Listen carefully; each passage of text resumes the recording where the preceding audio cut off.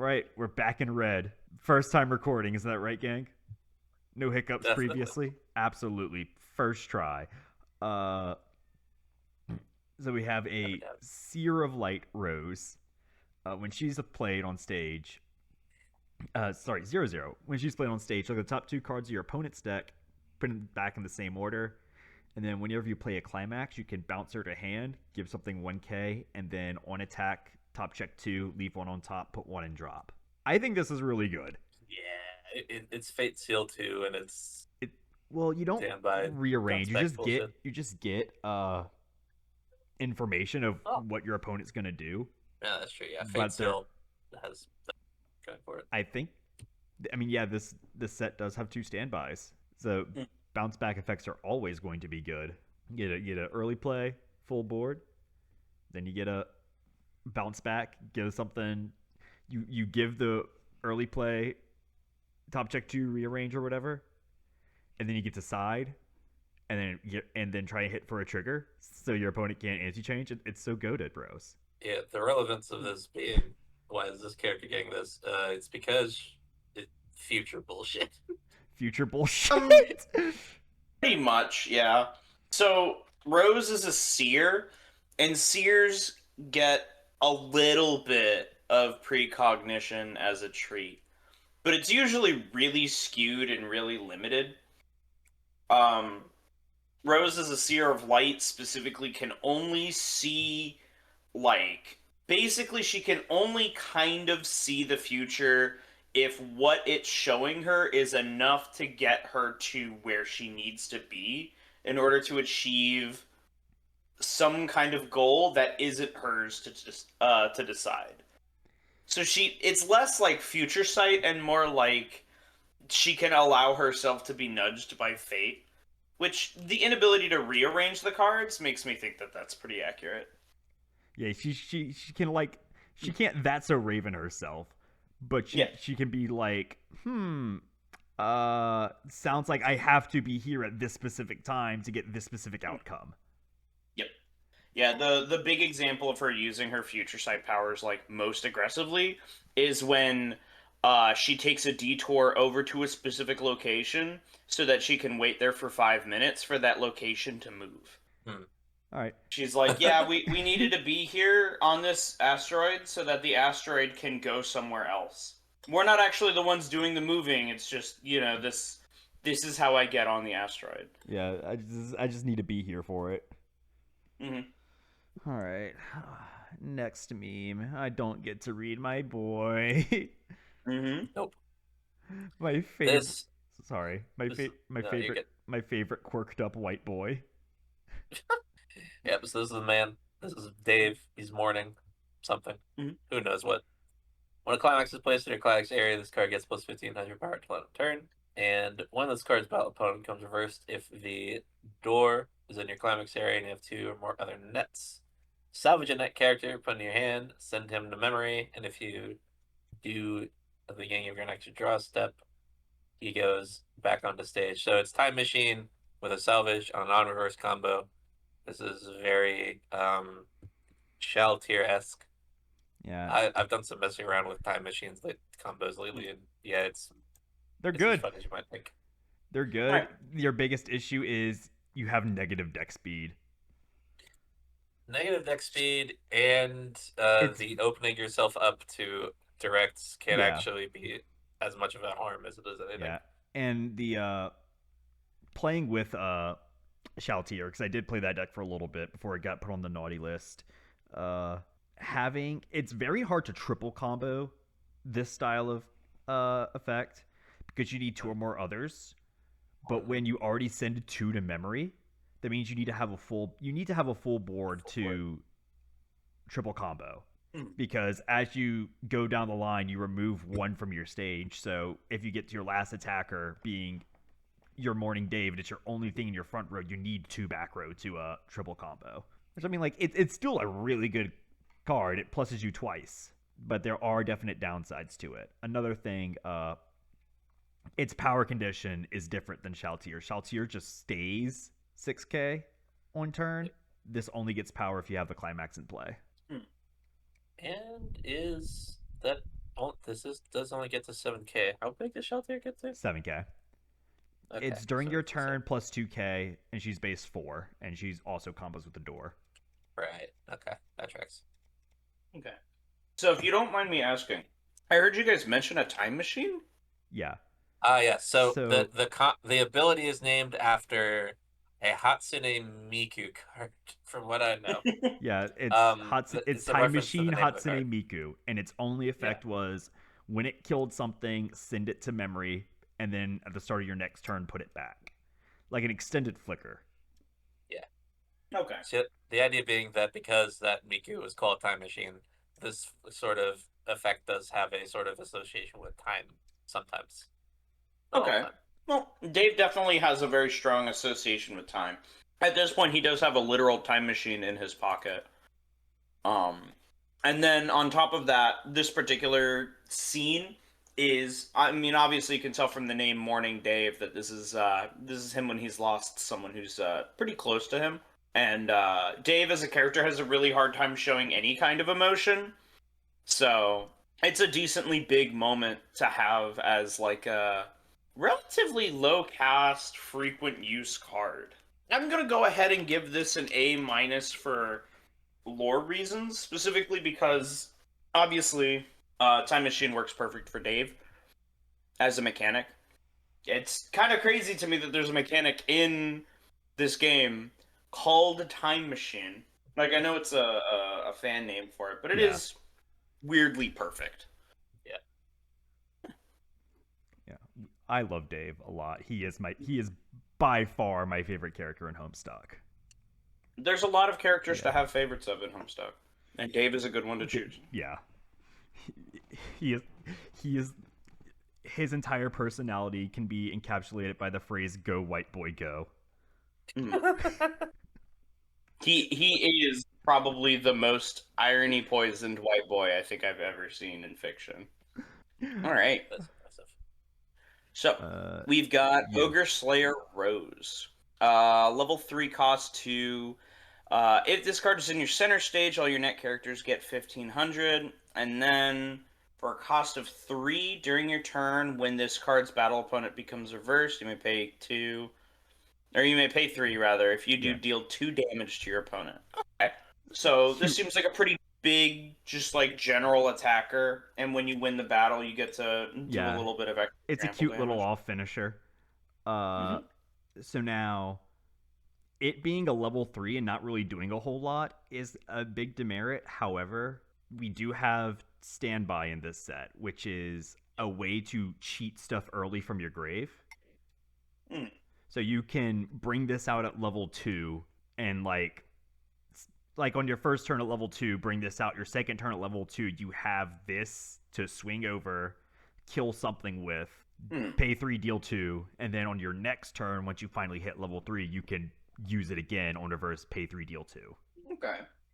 That is kind of like, it's not going to work out like that all that often, but that is kind of the dream scenario that you get to have multiple turns at level 2 and then a level 3 to get advantage of your cheated out level 3s with it. It's like, yeah, I mean, like, if you can compress well enough early, if you can compress well enough first deck, you should be able to survive a second turn at level 2. Which, I mean, you have things like Aridin to put things into your stock to help you compress more. just makes that pay 3 a little easier to stomach. Yeah. It's probably yeah. Yeah. Lore wise, I'm actually gonna give this a C plus. This is a decently cool scene for Rose. It's relatively early on in her adventure, where in which she is kind of bizarrely adept at combat out the gate. A lot of the characters in Homestuck have weirdly, like, inexplicably good combat skills. Like, Dave and Jade get a pretty good explanation for theirs, but Rose just kind of, like, has it. Yeah, she just kind of has it. There's some implication that, like, part of it is, her being into, like, weird occult stuff might have helped her with her training or something like that, but nothing is ever really evidenced. Yeah. Like, the closest thing you probably really get is, like, her and her mom kind of having like this irony battle that Oh, goes yeah. on I mean, their entire life. There's parent strifes for sure, but it's nothing to the extent Oh of yeah, like no. Dave and Jade. Yeah, where Dave gets his shit beaten out of him by his Yeah. bro. And Dave is like flash step teleporting around rooftops fighting his bro, and Jade is like actively trying to shoot her grandpa with a bolt action rifle. Right. And her dog. and her omnipotent god dog. Yep. Yeah, she spends a lot of time shooting her dog. Oh, there's And then, there's take that double specifically beast a out scene. back and Yeah, exactly. There's specifically a scene where Dave tells her to bring that double beast out back and will yell her it. And she goes, haha, I don't know if I could if I tried. And like, it's like, she's not saying that like on an emotional level. She's saying that on like a practical level. Emotionally, yeah, I can get it done. Physically, God, no. Have you tried to shoot that dog? No, you haven't. I feel like it's so. Correct me if I'm wrong. Her weapon that she got proficiency with handed to her was needles. yeah, right? So like knitting needles, and Yes. she has like Knitting needles. and she So has like she a can use thread the that threads ties them. associated with Yeah. them. And needles are kind of like wands, so she can also do some wand stuff. So, like, how good was she at knitting? Is there maybe that kind of connection that She skill was like was- a mundane hobby? So she did partake in the creation of the ultimate weapon using knitting, and we do see that she made a cozy for her laptop. Yeah, but she also took a little bit too long when it came to knitting the ultimate weapon. Oh yeah. Point where it was, I mean, the universe needed it to be that way in order for time shenanigans to occur, but she did fail to send it out before John's birthday. But We'll Yeah, it call her good enough. yeah, good enough. Yeah, I feel like that kind of like if you're like if Tiger Woods got handed the golf club specimens, right? He'd be doing pretty well not, with it. not the cheating on your wife specimen. Okay. Yeah, no, that's a different stripe specimen. There's a whole cast of people who I think get in line before Tiger Woods even on that. Mm-hmm. Yeah, like certain other characters that may show up in the second Homestuck set. Don't remind me. I'll fucking kill you. Yep. Mm-hmm. I don't want to think about the epilogues. Nope. Oh man, if there was a Homestuck epilogue set, I would would be awful. I would quit Weiss Schwarz. that would be the worst case scenario. I would receive my 3 cases of Toho that I pre-ordered. I would burn them and then I'd quit Weiss Schwarz. Mm-hmm. Oh jeez, that's yeah. Okay, never do that, Bushy. Stop with set one. Stop at that Do one. what you've done. This is one of the few cases where the community says stop. All right. All right, so I do end up getting a Dave. Fuck yeah. When this card's battle opponent becomes reversed, you may put this card into your memory. If you do, bring him back at the start of next turn, so it's another time machine effect. When he becomes reversed, if this card's battle opponent is 0 or lower, you can reverse that character. Of course, reverse Dave. Because all this shit is just reverse effects. Yeah. Mm-hmm. Yep. Well, I'm gonna give this one an A just for that. Well, flavor-wise. also, this is I think the it's not a flash, it's a scene Yeah. where it's Well, there's a called flash- Reverse Dave, and he's about to go back in time. Mm-hmm. There's Dave Accelerate, and then it's followed up by Dave Reverse. Gotcha. Yeah, so there's a Dave that goes into the future. No, fucking. Because this is. He's from the future. Because Yeah, this is from the future This Dave. is Doomed Dave. This is Doomed Time Live Dave, where Mhm. John gets trolled so hard by Terezi he dies. Yes. And Dave chooses to take his bro's puppet, Little Cal, and prototype him into his sprite. So his advisor, because the sprites are supposed to act as like basically spirit guides, which is why they're ghosts. So his spirit guide is a puppet who just won't stop laughing at him. And so eventually, after months of John being dead and the puppet laughing at him. And He's Jade like, not entering the game. Jade was never Yes, able to make it into because- the game. because John was supposed to bring her in and he wasn't able to because he died. So Right. he spends like months in this doomed timeline before he's like, all right, I'm going back to before my sprite got prototyped, and I'm seeing what I can do to just fix this, because this timeline's a bust. Yeah. It was a mistake prototyping Seppuku with this useless mind-numbing jackass. I'm going Yeah. back. Yep. So this if your opponent has a level 0 in play, this card will always plus you. Basically, yeah, Hmm. you get reversed Yeah. because your opponent's level 0 and you're bigger, but then you reverse them with their effect, and then you go. You leave. They're bigger. You have level 0 death touch, and because you killed their thing, you get to go into memory and then come back later.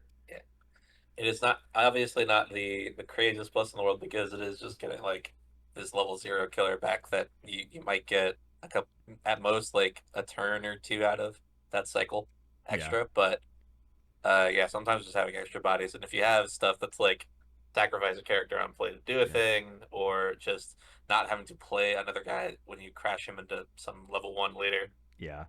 just saves you a hand. Yeah, I mess around with some shit like this too. All right. Very nice. Oh, more Rose. Unwelcome message, Rose. She's a little busy at the moment. Mhm. So this is our first example of the standby climax, as you can see by Got the a little symbol. power button. Okay. It's funny. So Using it as a symbol. most climaxes, when you play them, they do an effect that either gives you power, soul, or both, or a resource. So Right. like the two main ones are 1k1s and stock souls. 1k1 is everything gets 1000 power and a soul.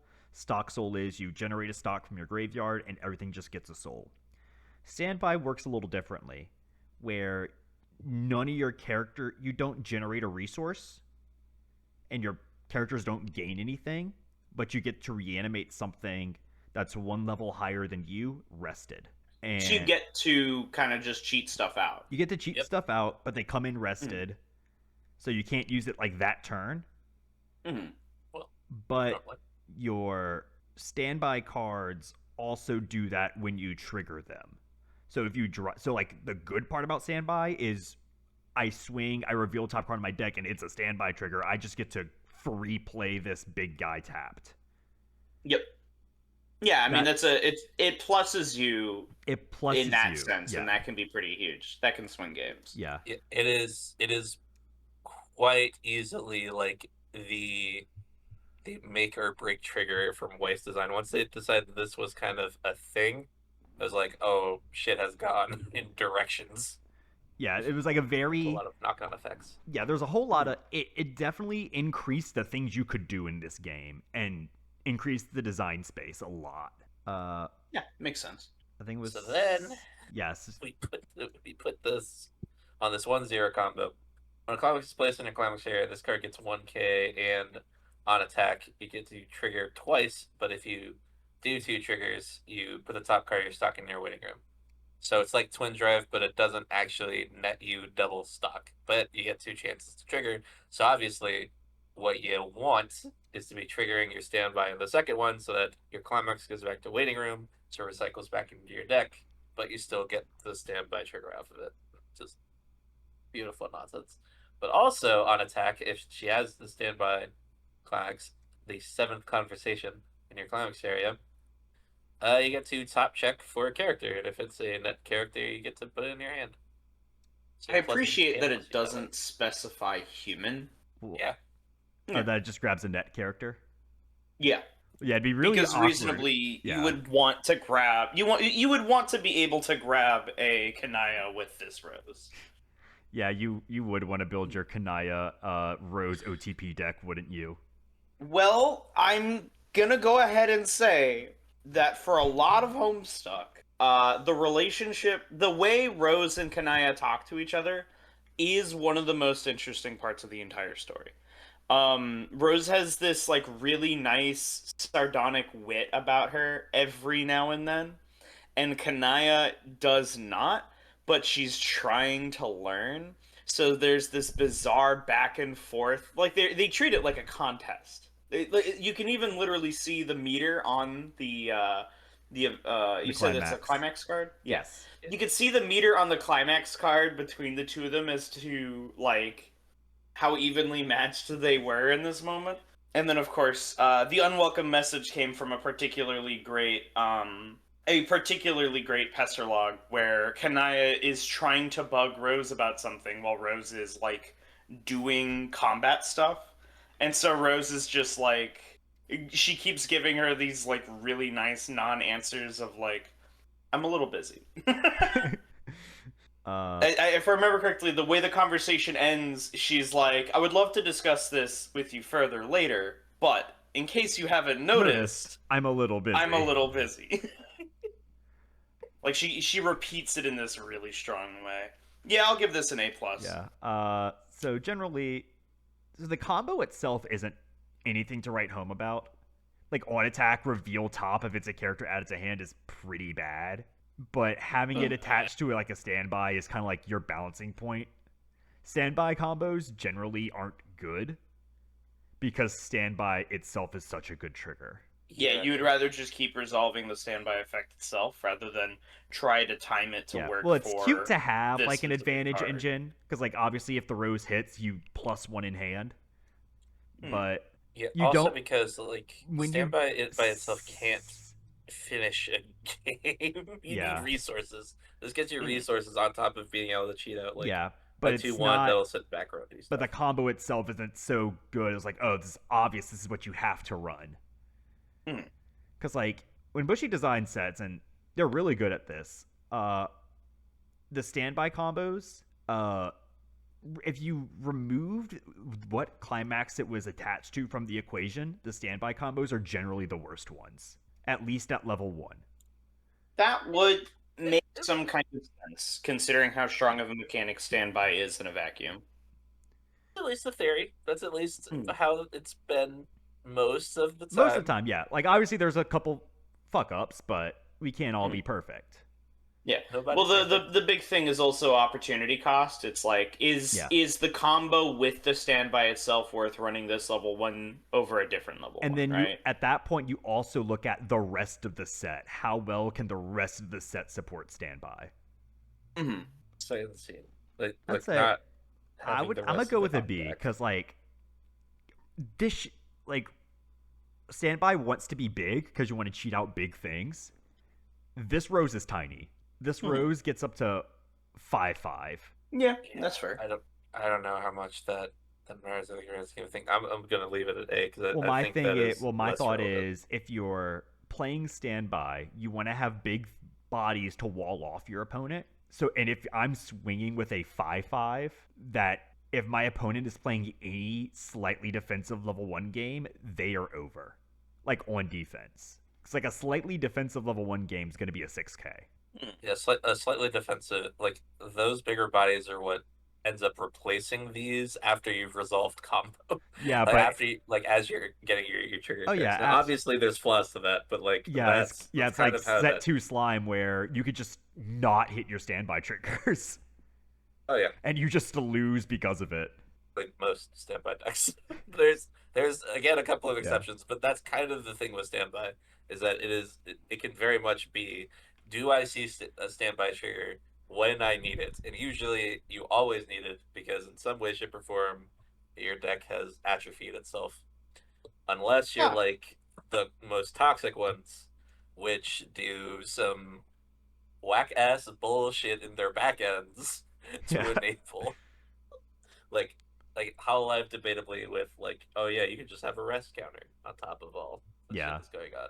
You could just have this giant woman who's also a level 0 and the fucking Oski, yeah.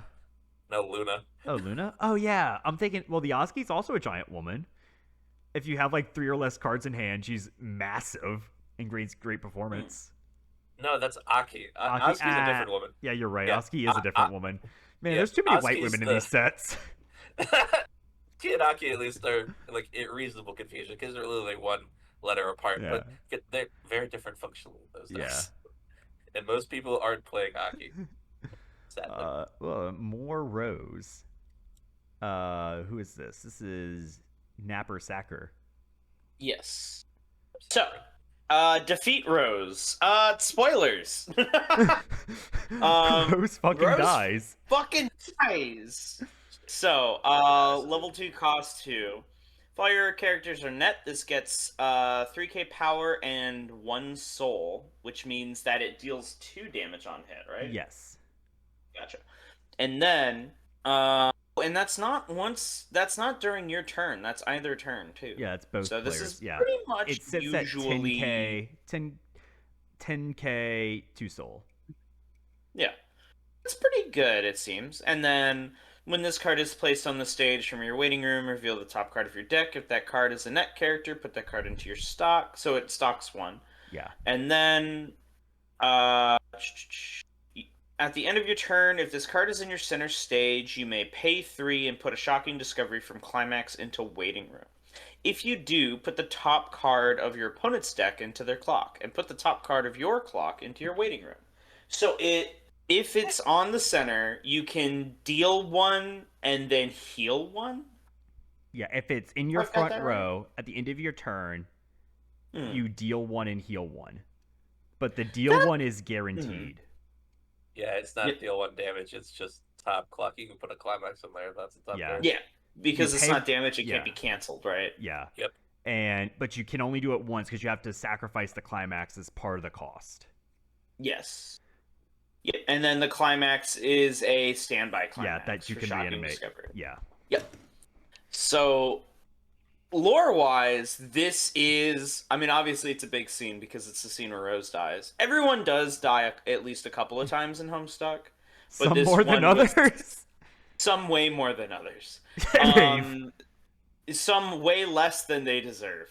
Tavros. But the the big thing about this scene is that this was, when this first came out, this was like one of the ones where people thought it might stick. Yeah. Because this was a non-god tiered Rose going up against, at this time, the strongest Jack Noir. Which was Beck Noir when he had Becquerel's omnipotence powers. And she thought she would stand a chance because she was what they called grimdark. She allowed the horror terrors of the deepest ring to commune with her and kind of up her power level a bit. And so in Shocking Discovery, she sees that Jack Noir has killed like everybody. Like her mom, Specifically her John's mom, dad, yeah. just everyone. And she goes nuts and she's like, well, I'm gonna go kill Jack Noir. And she tries and she doesn't get very far because omnipotence is pretty big. It's pretty hard to beat omnipotence without at least some kind of immortality. And she did not have that yet. Yet. Yeah. Yeah. Ultimately, really cool scene. Really cool scene. I appreciate that. This was when Rose... I'm actually going to give this an S, specifically because this seems like a really strong card, and this was Rose when she was at her, like, most narratively strong. She does technically get a higher power level after this, but so does everybody, so it kind of equalizes out. Whereas this is, like, when she's at her most, like, menacing. It's cool. So you have no like real way to base this on. I don't want to say vanilla, but like the standard, the benchmark for a standby target is generally 10,500 power with hand encore. And like that's really all it does. It'll just be big and you can kind of keep it around. This does not have. This is 10k, not 10.5. So it's already a little smaller than our benchmark, and it has no way to protect itself. However, it does generate you resource and can help kill your opponent. Yeah. I feel like if you were to stand by this early, like, you would be able to do damage to your opponent in a circumstance that they might not be able to avoid, because it might be too big for them to get rid of otherwise. Well, ideally, you would kind of like... Ideally, you play Shocking Discovery like your first level 1 turn. And you want to like put Rose... You probably put Rose in your back row. You might put her in your front row. It depends on what you're playing and if the set you're playing against has something designed to kill level 2s. But if they don't, if they do, or no, if they don't, you would want to put it in your front row just so that, oh no, you put in your back row so that you can attack, and any additional roses you would put in your front row. And then, if you so desire, paying all the stock you generated that one turn into your climax combo, go ahead, sure, have fun, heal 1, deal 1. Generally, you'd want to use that as like a late end game piece. It's like, you're 1 damage away, I have to kill you now, so it's more just like a... It's more used as a... You would use this effect more as a... My life total's 28, your life total's 27, as opposed to I'm just going to do this throughout the whole game just to try and get some incremental value, because you generate 3 stock a turn because you attack 3 times. So yeah. Paying out all the stock you generated in 1 turn is a very steep cost for deal 1, heal 1. Like, you wouldn't do that throughout the game. You would do that on like your last 2 turns. So it's kind of like more of a last-ditch Hail Mary. Yeah. It's still pretty fitting. Yeah. I'm just like putting it like more into context, that something you could understand more. Mm-hmm. The main thing about this card is that this is on a revive, and it's not just on standby. You can revive it other ways. You can just make a stock. Just on standby trigger. You hit it off of one of your rows level 1s, hitting with its twin drive, but not quite. You just can get a clean stock out of it. You're just going to reveal top. It's going to be a climax or an event. Do you run the event in a Rose deck? You could run any event you so desire if you put your mind to it. I think there's some pretty cool events in this set. Right. I'd probably run at least Fly Pupa Fly, because I could just grab you a climax. Yeah, this is just one of those cards. This on revive, like top check for a stock event is the kind of thing that you get people to just build entire strategies, entire lives out of. This is the sort of thing where if it's printed, the player base goes, ooh, piece of candy. And they just spend the entire, like, all of their dollars trying to figure out what can we do with this. Yeah, we tried it with Madoka. Yeah. It didn't do anything, but it was a really cool deck. You know what? Fair enough. It does kind of depend around if there's enough other broken bullshit that Standby wants to see to kind of pair up with it. But just that line of text by itself, like, I can't go lower than that grade. Yeah. Just because of that line of text by itself. Yeah, no, the Madoka deck is really cool. It's not good, but it's really cool. All right. Yeah, it's fair. There he is. There's my son. Look at him. He's so cool. I think this is Knapsack, right? Nope, I just read one, so it's you. Oh! I'm pogging right now. Night of Time, Dave.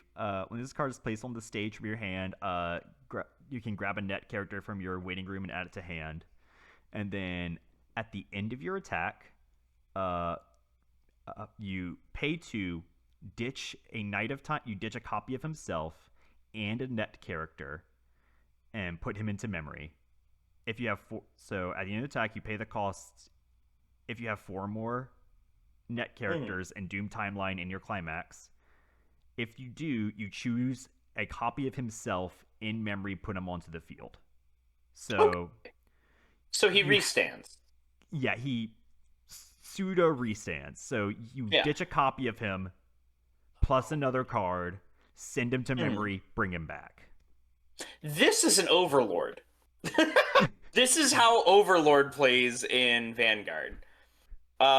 Discard a copy of it, get another swing with the biggest thing you have on your board. And then you keep doing that in your control-based deck. So the thing about this is that normally when you do, because we do have straightforward restands in Weiss, and normally what happens is that if you trigger extra soul triggers, you retain the soul so that you can get to being, if you restand the same guy multiple times, you can be swinging like 5 soul, 6 soul, like all the pluses are cumulative. Because this is blinking itself out. Triggers in Vanguard. Yeah, exactly. So those also work the same way. Okay, because this is blinking itself out, it's keeping itself down to 3. or two, down to 3 per, with like maybe a 4 if you trigger, which is a lot more feasible to actually stick than like a Well, 5 or when a you 6. trigger, if I have so like, I am Nisakoi's biggest fan in the big 2026, and your finisher is a restander. If I hit a trigger on my Marika restander, I am happy not because I'm dealing more damage, but because I get to side for really good numbers. The side is nice, that's true. So I don't do having well a with way, side. so being stuck at like 3 and 4 as your finisher that restands kind of sucks because you can't side attack. You don't have good side attack options unless your opponent fielded a level 1 last turn. Simultaneously, you like that's the other thing about it is I don't see much of a need to be like pushing for that Well, at 3 you'd or want 4 to even. side. You'd want to side with your restanders just because you can get more precise numbers on your damage. And Dave kind of can't because he doesn't retain soul. Now, what he can do is this combo does not have a limit on it. Yeah, it's And as many times as you can discard him. And there is a door, and he is on a door trigger. So obviously, ideally, you can only really discard him 3 times. But if you can trigger a door in between one of your attacks and just grab back Dave, you can do it again. Yeah, we're very fortunate that Bushi had the restraint, but any other timing on that auto effect and left it to place on stage from hand. Yeah. Because we have other cards that work similar to Dave outside of it being a restander. Because there's the Nichika from Bochi and there's the Rimuru from Slime that like go to you send a card from stage to memory, then you reanimate a card from grave. And ideally you just reanimate the same card over and over. But and that gives you a hard limit of 4 attacks. So this Dave, you swing once, discard 1, discard 2, discard. So once, discard, swing. So you can get 4 attacks as normal. But if you have a way to grab back a Dave mid combat, you can swing with him a 5th time. As loops. The loops, brother. Fruity loops indeed. He is very much about the loops. As a time player, there's a lot of trying to figure out how to set up time loops in such a way to where you don't have to die as the main focus of his actual job in the session. The other thing is the fact that they put a quest bed on a climax, and it's from the one time we didn't get to see the quest bed get used is kind of crazy to me. So, that weird slab of stone that those 2 Daves are standing on in the climax, that is Dave's quest bed. And the way quest beds work is when you die on them, you're supposed to come back in your god tier form.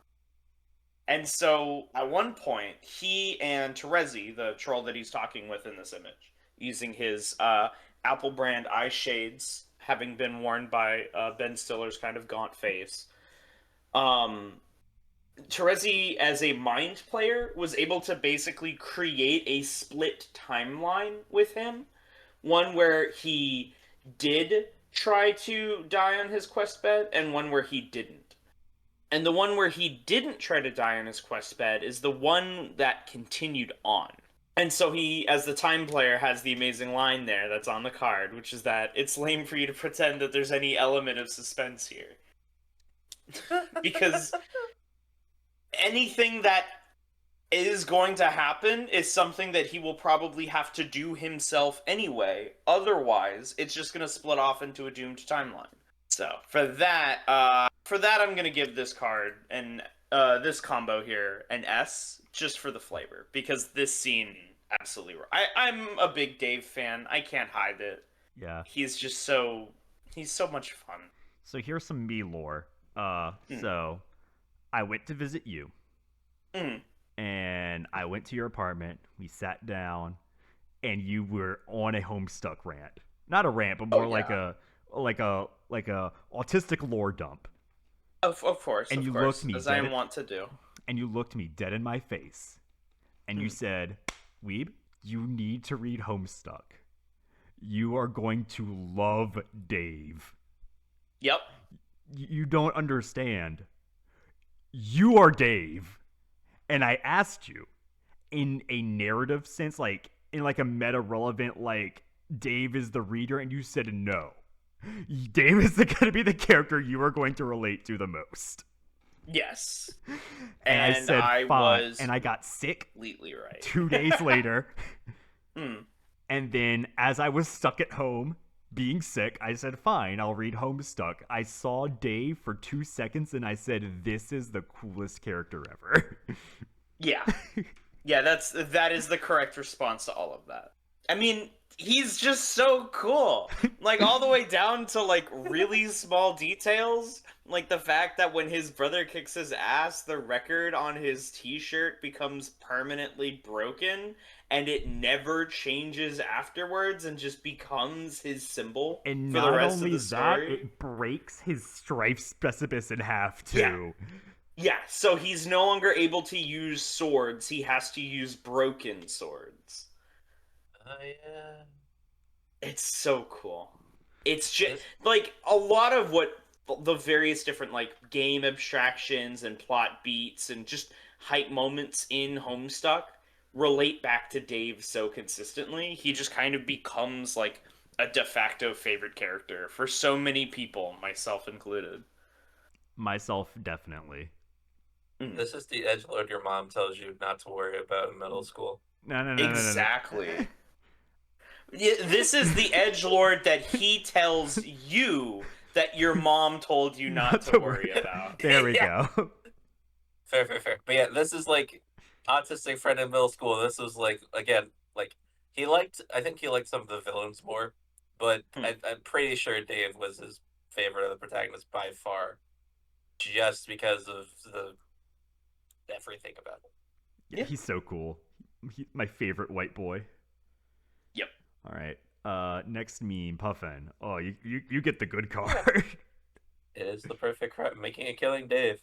On play, rest one of your standing characters, and if you do, your opponent does a stock swap. They put all of their stock in their winning room, put the same number of cards from the top of their deck into their stock. Has no other effects, but every set wants a stock swap, and it just... This one is essentially free if you squint hard enough. If you squint hard enough, it is free, and that's kind of all it needs to do. So remember how, I think we were in green or yellow, we were talking about how there is a character who essentially invented the economy because everyone had money and nothing to do with it? Yep. This is that scene. Yes, this is the scene where Dave he becomes a crypto bro. Yeah. Have you ever seen the movie Primer? Dave uses time travel to create and then play the stock market and get functionally infinite money. See, the only thing that I know about Primer is that it is the exact sort of time travel movie that kind of sort of shit would happen in. Mm-hmm. So, yeah, Primer's a really good movie. The reason why Primer's constantly considered like one of the most complicated time travel movies that exist. And what it really comes down to that makes Primer so quote unquote complicated is the fact that they put a time machine inside of another time machine so they can time travel inside of a time travel. Yeah, that'll do it. Yeah, the way time travel works in Primer is really specific. You can only go back or forward at the same speed. So you're either going forward 1 second per second IRL, or if you're inside the time machine, you can go back 1 second per second. But at one point, you can't go back past when the time machine was made, because you have to walk out of the time machine in order to time travel. So there's this interesting aspect of it of like, well, they just start bringing back time machines back to the past so that they can have multiple setups of time machines going at a time. And this is literally what Dave does. Is he time travels back over and over again to the same moment in time to bet on the same stocks over and over again through multiple different time loops. God. which results in his shares of the stock increasing with each loop because more people are investing in it because more of him are investing in it. It's the Yeah, perfect it's crime. the perfect crime. I'm gonna give this a B because I do not understand how. I'm gonna give it an A because it is stock manipulation. Yep. And he is playing the stock market here. Yeah, the thing that would put this over the edge would be that if it had some way to generate stock on its own, but at that point it's an S tier card and probably needs to be nuked from orbit. Yeah.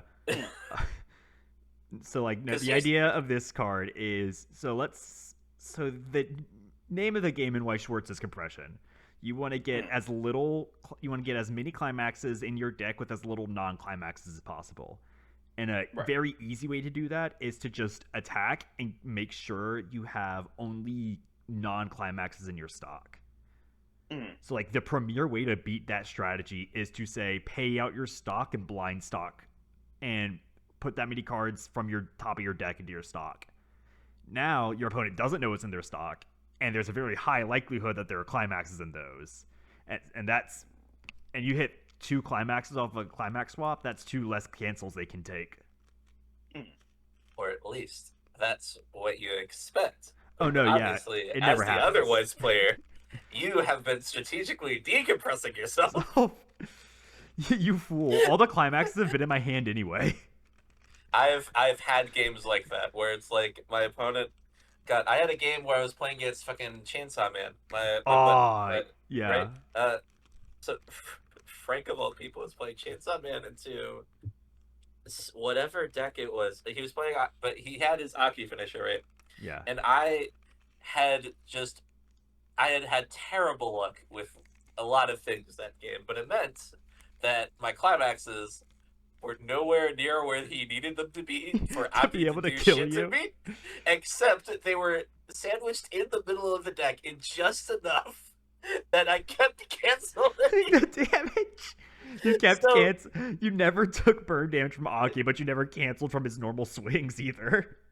Yeah, so there was just a turn where he comboed and it did nothing, and I just sat there going, this shouldn't have happened. How did this happen? And then I think it was one of those games where it's either like the conclusion didn't matter, or that was the thing that was like, oh yeah, no, now I can win, and then it worked. I forget which. One of the regional I topped with Guilty Gear. I was playing as Chainsaw Man, and I had something very similar to that, where my opponent had like all their easy revenges, and they kept milling the bottom card of my library with that and Aki trying to find climaxes. Little did they know I had 3 in my hand. I had 3 in my hand, and they were helping me refresh. It's the dog eating chess pieces, just like the little does the opponent know. I adore the playing against dog in chess analogy so much. What was the really good one? Can't quite remember exactly what the circumstance was, but the analogy was it's like playing against a dog in chess, but the dog has been practicing his entire life for this one game.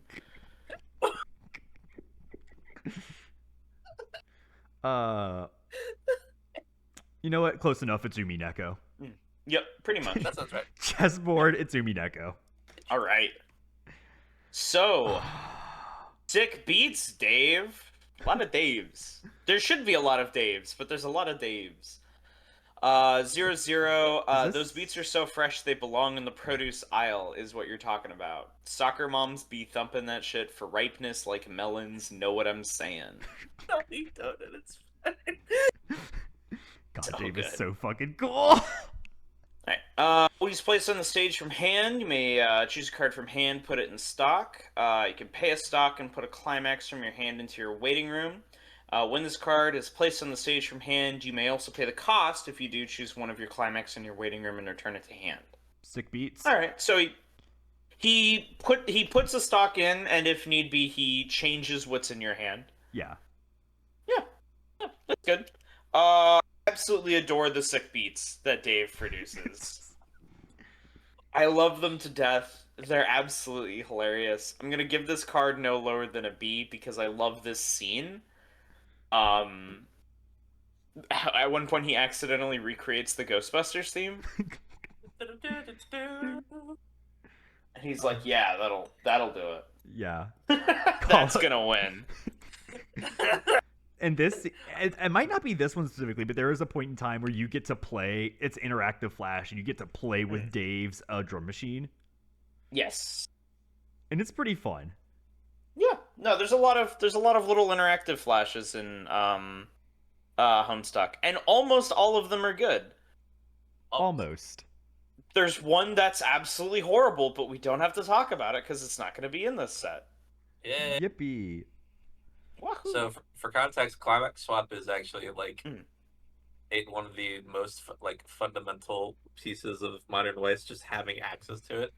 If your set does not have Climax Swap, you're just sitting there kind of cringing, why can't I do this? Because so many of the decks nowadays really care about being able to add on demand when they need to play either their advantage combo or their finisher combo.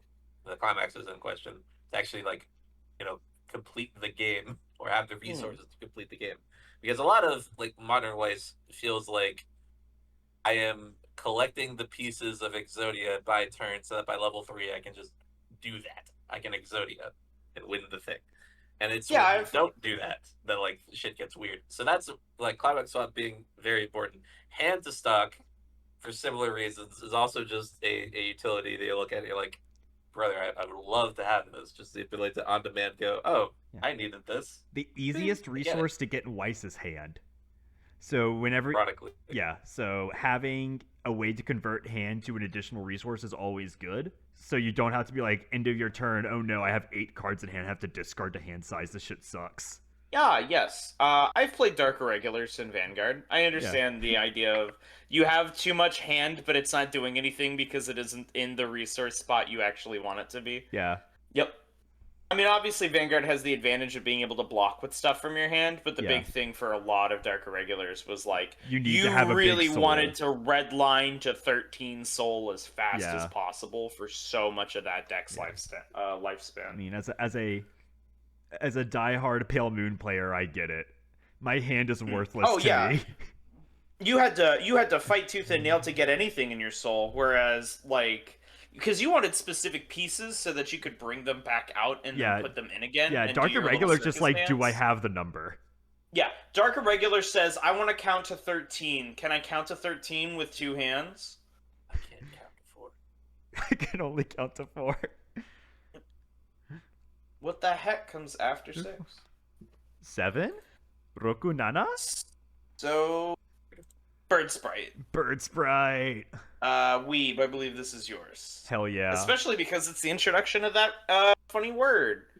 Yeah, when this card is placed on the stage from your hand, you get to motherfucking prototype. So what is prototyping, you ask? Prototyping is when you play the card, you can choose an auto effect on any character on your board and copy it. And then you marker that character underneath your sprite, essentially. All the prototype cards have sprites. Okay. That makes sense. So let's say I have Sick Beats Dave on the field. Mm-hmm. And I'm like, damn, I have so much hand. I want some stock. So you play Bird Sprite. You choose Dave's first auto effect and copy it. So you put a card from hand to your stock. Then you marker the Dave under Bird Sprite. Mm-hmm. And then this combos into obviously the Jack Noir that we saw earlier, from Green, who gets to basically re-prototype all of that stuff. Yes. Yep. That is immense. You don't fire the effects with Jack Noir. He's just doing it to have... Yeah, but he gets the markers and you burn. But like it's the same idea lore-wise. He gets all the effects of all the things prototyped because he gets to bear the ring. Right. Yep. So, yeah. No, this is an outstanding... I think this is an outstanding keyword flavor-wise. This is really cool. So... And then it looks like it can just swing for 5 as well. Yeah, which is... whatever, but being able to copy things is probably really good. So like, I guess like your big target is going to be your level 3 cards because those have the most impactful on play effects. Equius is probably a good example. The early play Equius that says on play reveal top if it's a character burn 1. You can stock swap multiple times. You could stock swap multiple times. Because it's also stockless and it's just rest one of your standing characters. Yeah. Meaning that this comes into play standing. You can rest itself. Well, no, you would rest. Like you play the stock swap Dave, you rest something on your board. You play Bird Sprite, you rest the Dave stock swap, and then marker him. Oh my god, the way that oh god. Note you can only copy things one extra time, because of how prototyping works. Yeah, fortunately. Well, you could prototype a card with prototype, Yeah. which would then allow you to prototype something else to build up markers. Yeah, but at that point you're just losing board for the sake of losing board. You also don't keep the markers under it. Wait. They do. You have a limit of it. You do have a 1 or less. Yeah, you have 1 or less markers because you can't prototype something more than twice. Yeah. Yeah, lore. Yeah, I like that. Yeah. I'm gonna give this an S. This shit is the gateway to so many powers people consider natural. Also, because you can prototype that level 2 Rose combo and just get a top check for a stock. You could prototype Rose, lose your fucking 2/2 10k, and get a 5k 1 soul, but you get an extra stock out of it. Obviously this is not there's a genre of person who's just going to see this kind of thing and just be like, all right, how do I abuse this? Abuse. Cinderella Girls players, because they're gonna get that effect first. There's so many decks that it's like we're not trying to win board anymore. We're just trying to make resources and make the resource at the end happen. Because the other thing, obviously, being one, you don't have to play that card with a combo on it because you can just run like the other standby if you run just that other standby, the level 1 Rose standby, and then you have a finisher that has costs on it. Like I don't know, like the Dave that needs to be able to pitch a bunch of stuff to do it, or if there's some other super expensive one. Degenerate shit. We love it. Gotta look out for that. We love it. Mm-hmm. I love Tokyo Revengers as a set. It is such a because it's like a degenerate set, like Paradise. There's so many degenerate things you can do in that set. It's a good stock chin. More Dave my goat, my boy, my son. He is sick. Who is this? Is this? This is Puffin. Oh, it's Puffin. Yeah. So this is Pesteros, Dave. On play, pay 1, pitch 1 to salvage one of your net characters from waiting room, and also give one of your other net characters 1k till end of turn. That's usually a level 0 utility, but it's here on a level 1 for reasons, I suppose.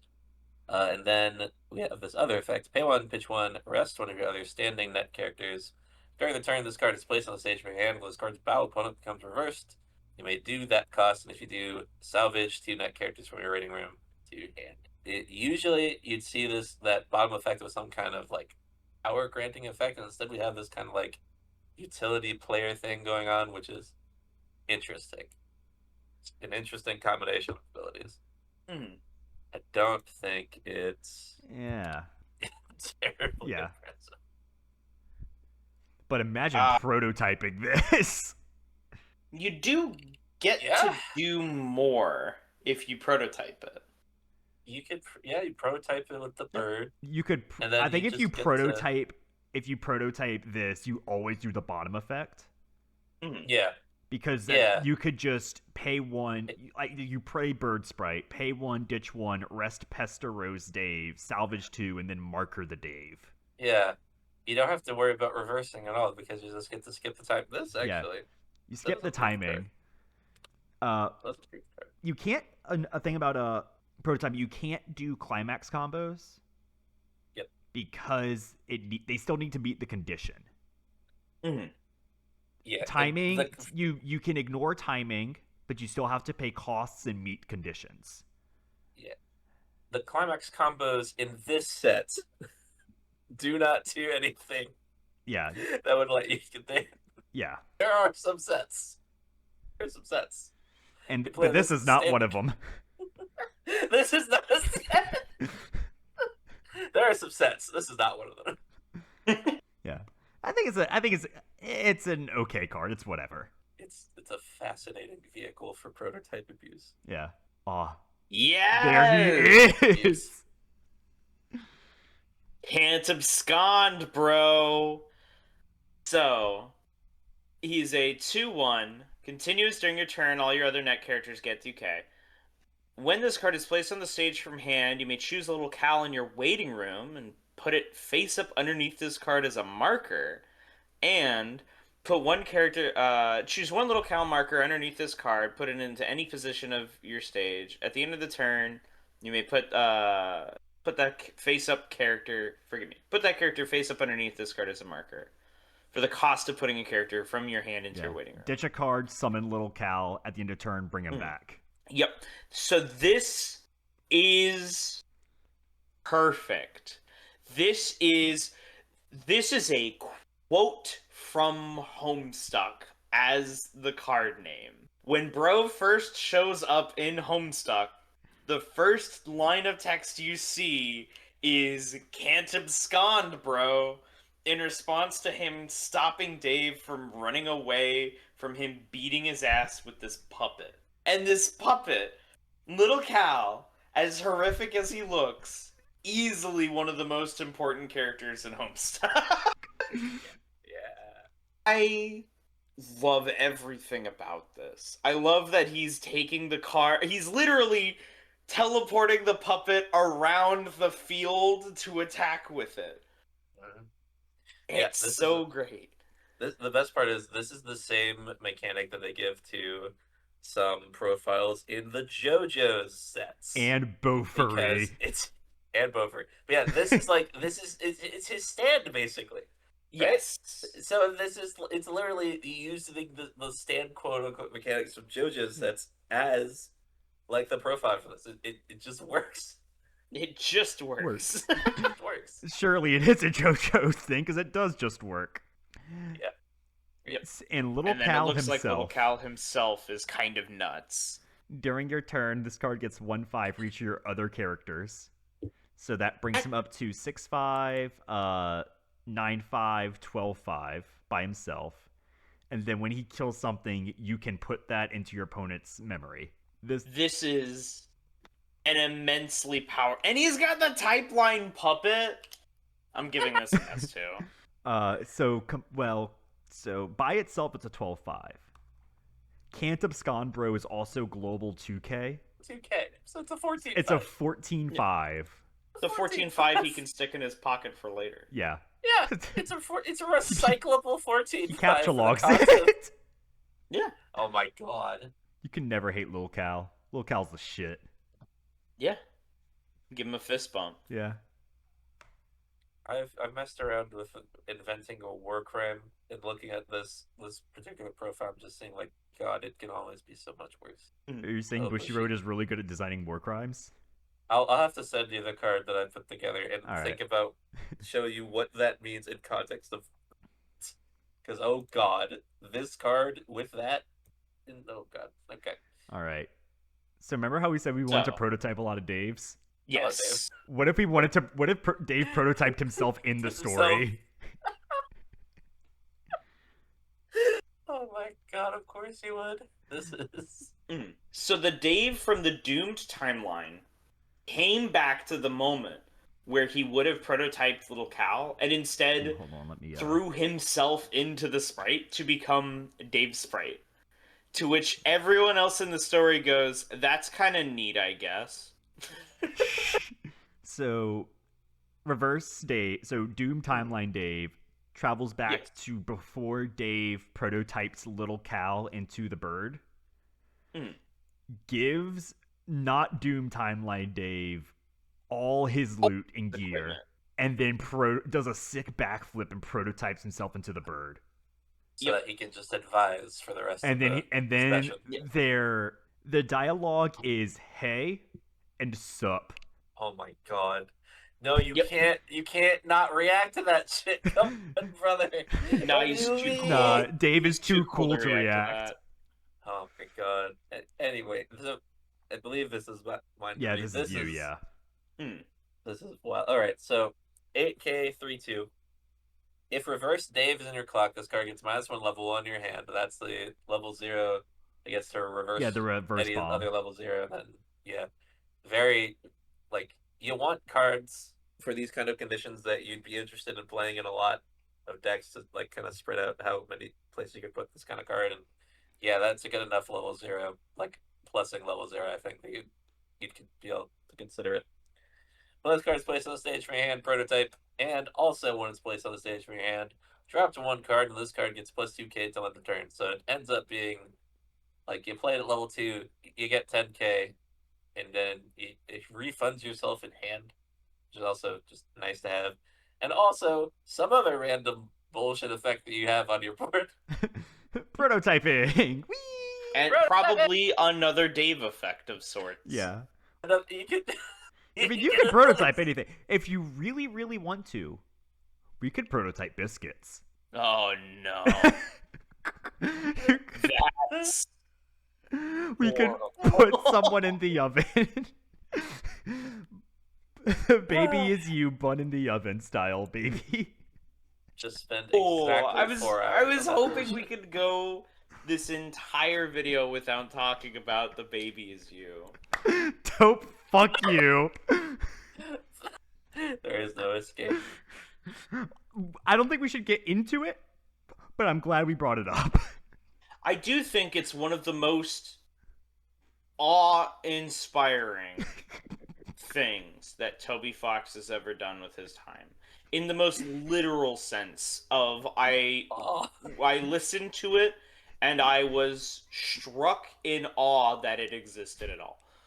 What do you mean this exists? You need to just look up the baby is you on YouTube and remember that this is the man who went on to invent Undertale and Deltarune. I love your use of the word invent as if it is patented. Yeah. Yeah, you know, Toby Fox, inventor of inventor the Undertale. of Sandel's Undertaker. All right. This card's cool. It's very hard to judge prototype cards. Mm-hmm. So I'm going to give it a B question mark. Yeah, you don't know how strong it is until you see what it's prototyping. I'm giving this an S just for the sheer fact that this feels like you want to prototype Dave's under it, and that's exactly what this card should be doing.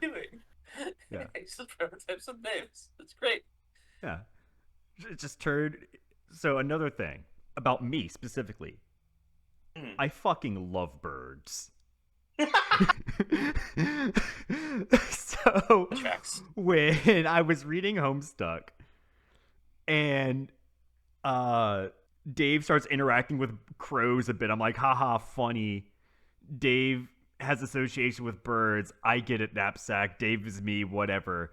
Then I watch him go back in time and turn himself into a bird, and I have the most double facepalm combo I could have ever done in the past probably 5 years. Like, when I say this character is, like, perfectly crafted to be you. It is. Oh, God. Alright, so... This, oh, baby, this oh, baby. is Grimdark Rose. This is you, I think. I believe so. So, 3/2. When this card is placed on the stage from your hand, put the top 2 cards of your deck into your waiting room and deal X damage to your opponent, where X is equal to the number of soul in the trigger icon. Or fleur-de-lis in the trigger icon. Soul, yeah. Soul triggers. Soul? Yeah, okay.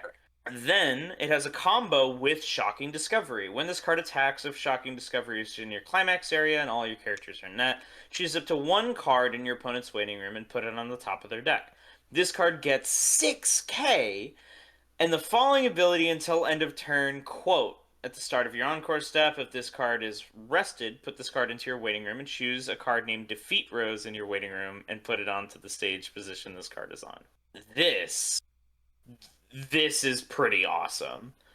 It's a way to make defeat Rose on a turn where you don't have to sit on defeat Rose, which is really nice. And more importantly, this is exactly this is Grimdark. This is exactly what I was talking about when I'm like, this is Rose at her most narratively meaningful. So the way this card works, obviously it's the main phase burn, which you can prototype for some wacky shenanigans. Yes. The combo itself, you do have to sacrifice it at the end of turn. It is not a May. You have to kill Grimdark Rose. Yes. And then you put, if you have a defeat Rose in your graveyard, you put her up there optimally. No, this is like exactly perfect. I won't go over all of this again because I went over most of the like lore behind this card with defeat Rose, but this is exactly the moment that this card is representing. Like the mechanic on a mechanical level, it feels really, really fitting.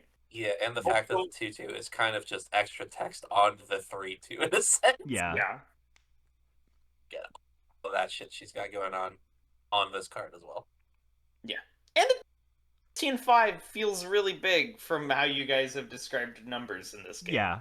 65. Well, I That's mean, huge. The actual combo itself does not do much. Yeah, you are banking on the on play and the defeat Rose to actually kill your opponent. Yeah, it is another instance of just fuck you damage.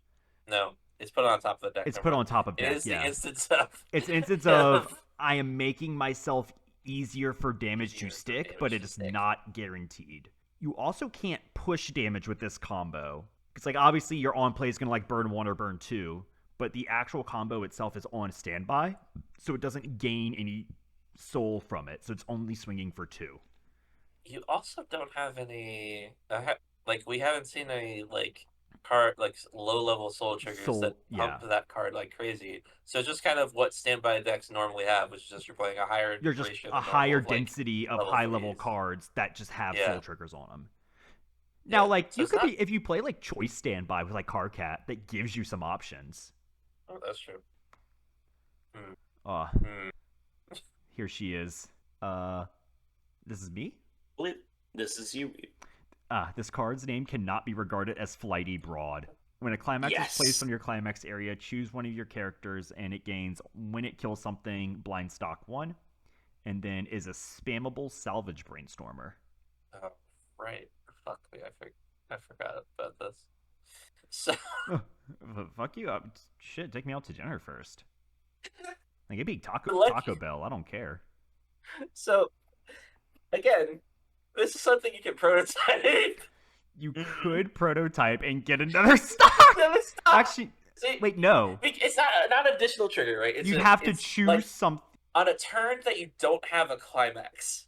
You prototype it and give something on reverse blind stock. Like one of your level 2s that you put out last turn. God, yeah, there's some. There's some of these cards I don't think can actually be put into the sim, but I think the majority of them are fine. And if what's his face can figure out how to do, because trying to think, the new Idolmaster Cinderella Girl set has auto effect copying in it. Oh, I wasn't thinking about the prototype part. I was thinking about some other stuff. I feel like that'd be like the hardest thing to do, but like go off, girl boss. What were you thinking? No, there is. We'll get there. We'll get there. Okay. By the end of this video. We'll get there. Okay. Yeah. No. This is I mean, yeah. The ability to just kind of clear out your stock of any standby climax you throw in is really nice. The fact that it's resetting stock compression. The fact that this card is a common but is doing as much as it is technically. God. Also, there's multiple of these like platinum cards. Mm-hmm. We haven't seen any of it. Did we see it? No, we haven't seen it. I think Rose is our first platinum. Yep. Yeah, Roses are. Well, actually, no. Yes, because Carcat doesn't get a proper platinum scene. Yeah. And we had something similar with Snowman, but she doesn't have a platinum. Yes. They just call her Hugh. Jack Noir Yes. / Spade Slick calls her blah blah huge bitch. Yeah, and that's kind of the inverse of what this is. So basically, this is one of the few things that I got to experience myself, because this is part of the intro. This is bits like for each of these characters. This is page like 300. Yes. Yeah. For each of the main 4 that showed up, you got to like, quote unquote, like, what's your name? Kind of like it was like it's put your character name screen.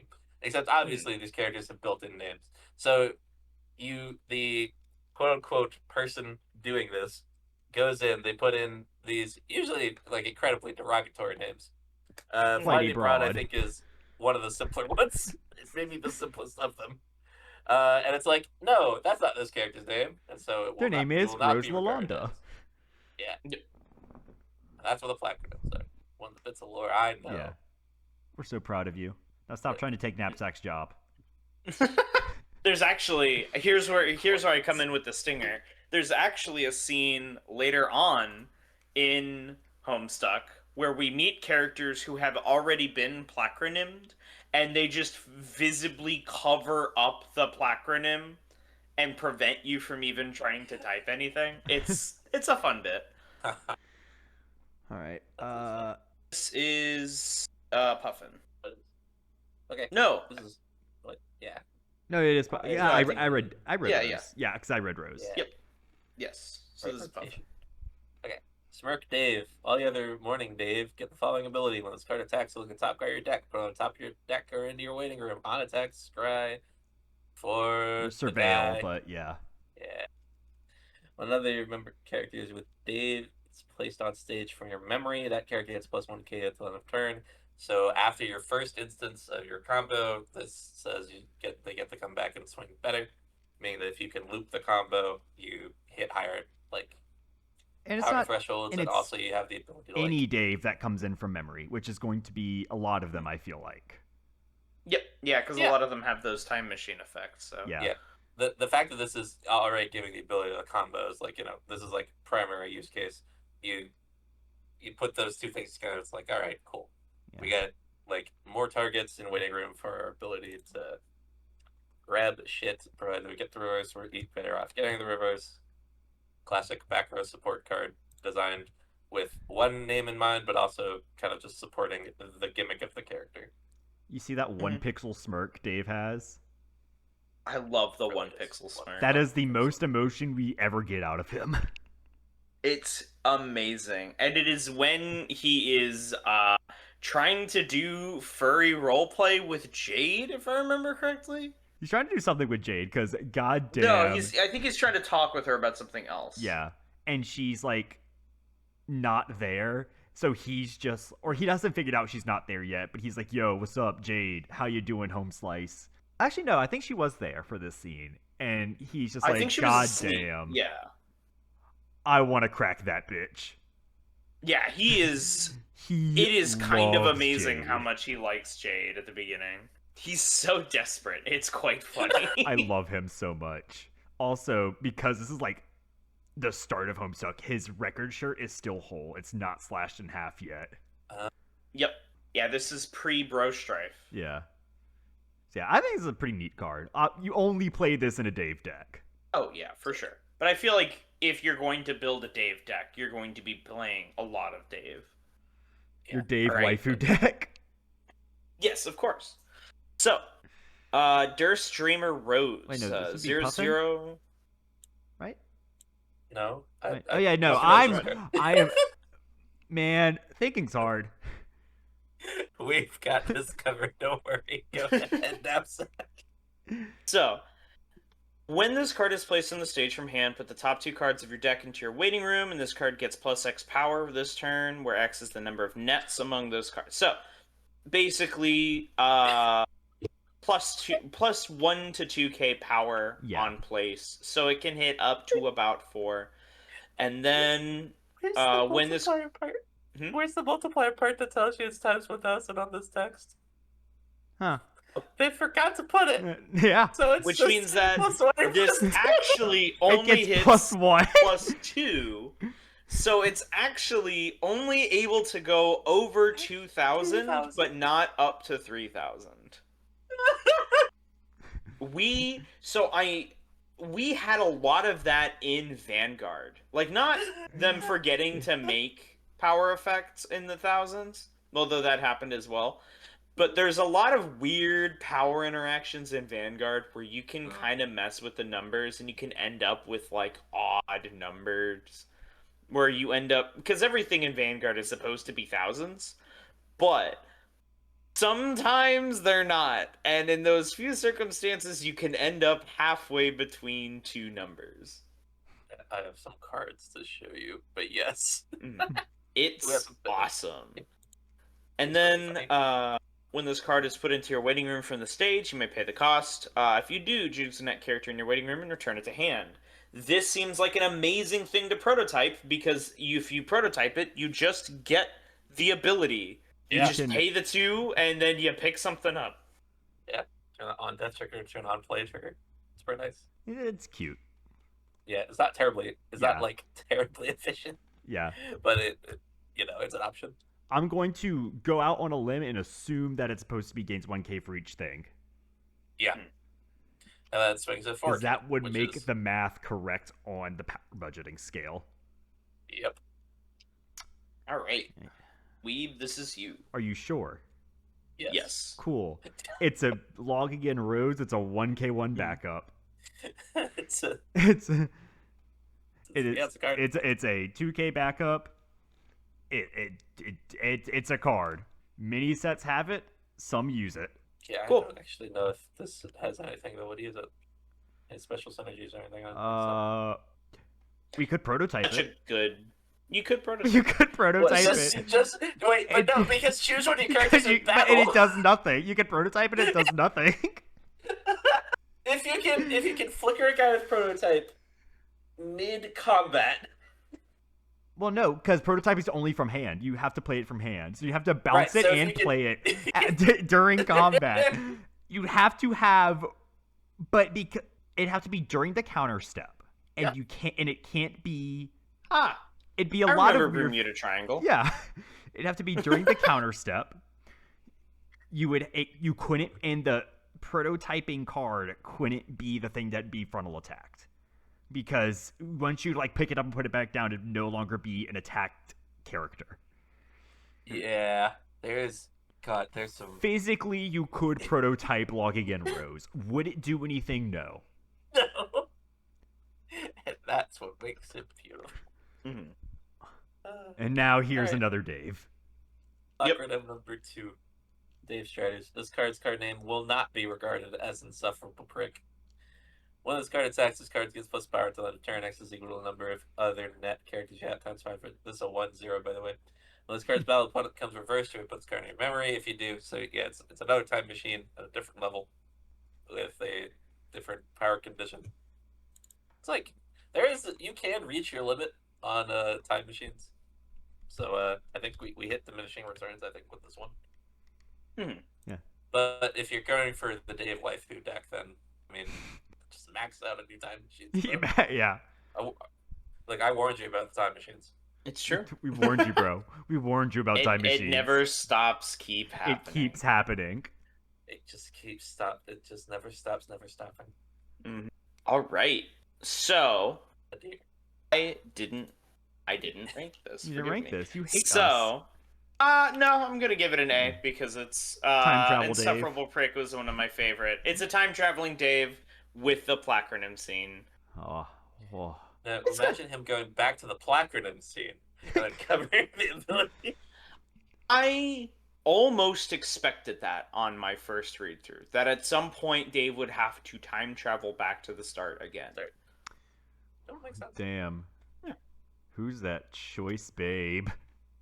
So, we'll baby, get to that. Oh baby. That's a set 2 line. So, house cleaning mom. This is Rose's mother, who is only ever referred to as mom in the plot. She is a level 1 cost 1, continuous if you have 2 or more other net characters, this gets 2k, and continuous if the character facing this card is cost 0 or lower, this card cannot become reversed. So she seems pretty dedicated to just beating down children, like love Yeah. cost zeros and Yeah, such. In character. That's accurate. She also has the type alcohol. Here's my question. Is this the first depiction of alcohol on Nope. a Weiss Schwarz card? It's not? No. No, there's like whole characters. I think Interesting. the first time we saw it was in Hololive, where the fucking Ice Gen 5 bitch got the trait alcohol. Oh, you mean Yuki Hanalami Yeah, that one. from Hololive JP Yeah. Generation 5? Yeah, Unjammer Lammy, yeah. This is my autism subject, as people who've seen my channel may know. But yeah, she has a card that literally just gives alcohol trait. That's not also including. There's got to have been some characters at either JP or Ian who had alcohol as their sub trait throughout a set. I guarantee that's a thing. When I eventually end up biting the bullet and making the Grand Blue Dreaming set, alcohol's got to be the main trait. That tracks. Yeah, this card is like a standby profile classic. It just you play this over one of your dead lanes. It's like, all right, cool. My opponent can't get over this. I don't have to worry about replacing if this I am for a not while. if I'm not playing against a standby deck, this is like the freest plussing level 1 ever. Then get to the mirror match, and it's like, Yeah, then it's pain. What about- Jasper Sprite. Jasper Sprite. Alright, Weeb. It's a level 2 cost 0. During the turn, it's placed on stage from your hand. You can prototype, and during your turn, if this card has a marker, it gets plus 8k. oh yeah, this is a card that's just a 0 cost with a soul trigger. Yes, and has 2 soul as well. It's kind of weird. I guess the fact that you don't have a consistent auto ability, because if this is like the only thing you can play in your hand, in theory, you could probably be like slightly screwed. So that's probably why it's not 1 cost, but that's still really fascinating to me. I am gonna give it an A for prototyping, especially because Jasper Sprite is like one of my favorite sprites until close to the end of Homestuck. Then it gets kind of annoying. Oh, you can't say that. You can't say that. The first like true sprite we got is the goat sprite. Like there's her, then there's Dave Sprite, then there's everyone else. I adore Beck Sprite though, because I can every time I go back and I get to the Beck Sprite joke. Oh yeah, Every single time it I makes love me laugh. it. Cracks me up too. I love that joke so much. It's so there's this outstanding scene where obviously each of the sprites like talks to their kid, and when we finally get to Jade's sprite is her dog Becquerel, and when she goes to talk to him, the dialogue box is filled with this giant pulsating green lightning effect that is like physically hard on the eyes to look at, and she goes, I didn't understand any of that, and I'm not gonna try again. I think the direct line is, you'll try to keep conversations with Beck Sprite to a minimum from now on. Yeah, it's amazing. When you guys said Beck Sprite joke, my immediate thought is, well, yeah, obviously, where's the front sprite for this character? Get this guy out of here. Kill him with hammers. Good. That's pretty good. I'll be Kill him here with for the rest of hammers. this review, and then I'll be dead. And then you'll be gone. Oh, Yeah, this looks pretty Puffin. badass. Yeah, Strife Rose. Puffin. Yeah. 2-1, 2k, all your other characters 2 plus 1k. Pay 1, ditch 1, rest this, salvage it, dude. It's like, fine. Yeah. Some nice So fun. recursion. It's a cool moment. I like it. It's when she It's is, always nice to see she is Grimdark fighting Rose. when Yeah. she is fighting Beck Noir Yes. before she bites the bullet Beefs because she's stupid. It's worth noting that the actual way the fight goes down is hilarious, because it's specifically she goes to Beck Noir to fight, and John is just following her because he doesn't know what else to do at the moment. And so when John walks in the room, the fight starts with Beck Noir immediately stabbing John, and the rest of the fight is just him and Rose. Just to be So John is just kind of sitting there lame the whole time. Oh, that sucks. We're dead. It's quite fun. More Dave. We're paid. If you had any more apple juice, you would pour some out for your homie. This is Lost Dave. Now, is this the first time loss has ever been printed on a Weiss Schwarz card? You mean the phrase loss? No, I mean the meme loss. God. I wouldn't consider this the lost meme. I would consider this the damn, I just lost my perfect bro. See, in my head and in my heart, the AC machine's corner is like bisecting it, and then there's a crow in each corner, and then Little Cow in the bottom left and Dave in the bottom right. So I'm seeing 4 squares on this card, which And just becomes lost if I JPEG. keep squinting. All right. So this is a 3/2. With assist, all of your characters in front of this card get 2k power, so I'm assuming you want them in the back row. And when this card is placed in the stage from hand, look at 3 cards from the top of your deck, choose up to 1 card from among them to put into your hand and the rest into your waiting room. That seems nuts. Then, at the beginning of your climax phase, you may pay 3 and put 2 cards from your hand into your waiting room. If you do, deal 5 damage to your opponent. Damage may be cancelled. That seems nuts because you can prototype him. I mean, you could. I mean, like, I feel like you'd get more out of prototyping for the first auto effect to top check 3. Yep. Yep. The burn is kind of expensive. Like, not kind of expensive. The burn is quite expensive because it's an off finisher burn. You actually probably prefer having this guy exactly on stage if you want to be doing that. Even then, you probably don't need to be doing that. The back row burns when you need them or something, but it's prohibitively expensive for the most part. Top 3 check though. Yeah, top 3 check and just a really good standby target. Yep. Yeah, because it is your 2k assist guy. Alrighty. We got the legendary piece of shit. Bow down before your new king, bitch. Put this card into your memory. Reveal the top card of your deck. If that card is an event or net character, put it into your hand. And then while it's in memory during your turn, all of your net characters get 500 power. These cards... So he is one you want to kind of just keep in memory then. Wait a fucking second. There's another event that can grab events. You're on 4 of this and 4 of Pesterlog. Crazy. Well, Pesterlog can only grab itself. That's fine. I guess, just don't want copies of Pesterlog. you just want to play Pesterlog. I just want to keep chatting with my homies. What can I say? Hey. The ability to fetch itself is pretty strong. This card has been printed in 50 billion sets. I have only ever seen it be played in 2. Like, I've seen it be played in Adventure Time, and I saw it be played in Kaguya off of the Exodia finisher deck, where you need like 5 different events in memory. Oh god. So this is... So like, it's cute. It doesn't do a lot. I don't think there's anything in this set that cares about it. I know like some Adventure Time decks played it because it referenced this card being in memory and you needed it in there. But other than that, I don't think you would run this in any other deck outside of something that needs this card in memory for a payoff. Yeah. Probably not. Alright. Oh, baby, baby. The sad thing is that it's not the sword profile for Adventure Time. It's a different Adventure Time event. Well, no, it's a different sword. Oh, it is? It's like Legendary Sword, not Demon Curse Sword or whatever. Like, all the events are swords in Adventure Time. Except for, like, the red card.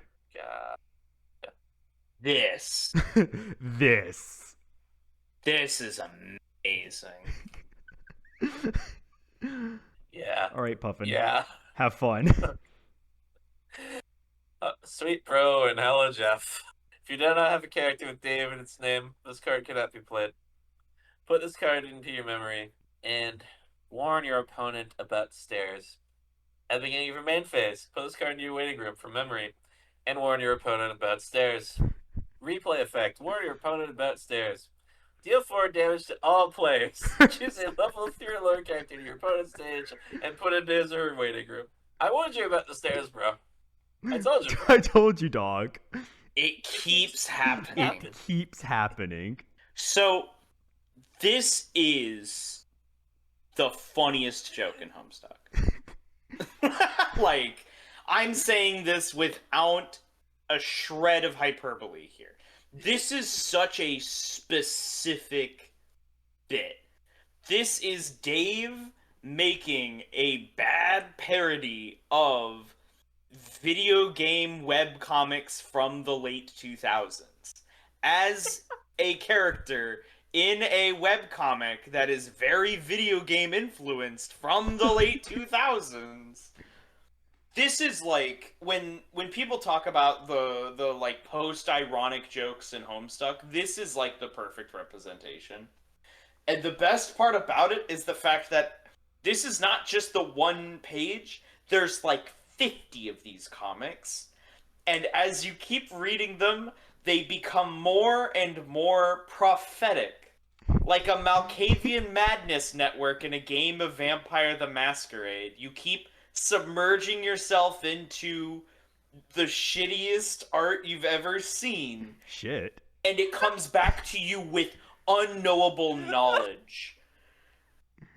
That was such a fucking specific pull. Holy shit. It's because it's completely accurate, Right. like dead to rights. I love that this card costs 5. I love how this That's- card is it's so. just- I love how the card is so shitty. It deals damage to both players. I love that this is spending 5 cost to deal yourself 4 damage. Twice. Because it You are- keeps happening. Because it echoes. Wait, okay. Can you, hypothetically, though, you could kill someone with just this card. You would kill both. You would cause a double loss. How, I feel like it's possible to get the 10 stock in this set. I feel like we could double Well, resolve like, what this. you do is, you could double resolve it, but the damage happens to both players at the same time. So if, let's say, hypothetically, you're both at 3-3, and neither of you cancel. Yep. No one wins. Oh, wait, it's a net loss. No one wins. The judges hate you. Yeah. And you're getting killed with hammers after the tournament. I mean, we're probably gonna get a double loss anyway because I'm going to find a way to make my opponent go to time with them. I might as well just hit the self-destruct button, like a Yu-Gi-Oh player. God. Oh man, I still remember one of my favorite bits of Yu-Gi-Oh trivia was when Victory Dragon was legal in play. You won the Which match, said not the round. You won the match, not the round. So people would, in response to being dealt lethal by Victory Dragon, concede the round and Yep. not the match. Yep. To avoid going 0-2, they would decide to go 0-1, go to game 2. Yep. So it didn't have card text. Yep.